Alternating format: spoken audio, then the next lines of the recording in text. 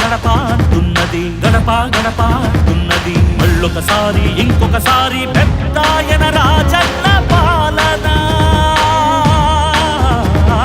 కన్నుల ముందుకు రావాలంటే కన్నుల పండు